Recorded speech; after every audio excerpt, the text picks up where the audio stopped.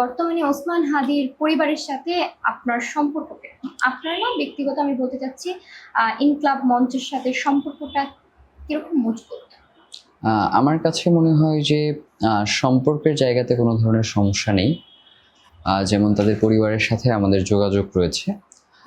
কিন্তু আপনার যে ধরনের কন্ট্রোভার্সিগুলো সোশ্যাল মিডিয়াতে আসছে, আমার কাছে মনে হয় যে যারা এই কন্ট্রোভার্সিগুলোতে না জেনে জড়িয়ে পড়ছেন, তারা একটু সতর্ক হবেন। কারণ আমাদের শহীদ পরিবারকে অবশ্যই সম্মান করা দরকার। কারণ তারা এই পরিবারগুলো কিন্তু তাদের অভিভাবক হারিয়েছে। তো সেই ক্ষেত্রে তারা যদি কোনো ভুল কাজও করে, আমাদের কাছে মনে করতে হবে যে তারা অভিভাবকহীন হওয়ার কারণে তাদেরকে ওইভাবে করে প্রপার গাইডলাইনে নিয়ে না আসতে পারার অক্ষমতা আসলে আমাদেরই। তো যার কারণে আমরা আমাদের জায়গা থেকে সবসময় আমাদের জীবনের শেষ দিন পর্যন্ত শহীদ পরিবারকে সম্মান করতে চাই এবং শহীদ ওসমান হাদির যে সিলসিলা রয়েছে সেটাকে সামনের দিকে এগিয়ে নিয়ে যেতে চাই।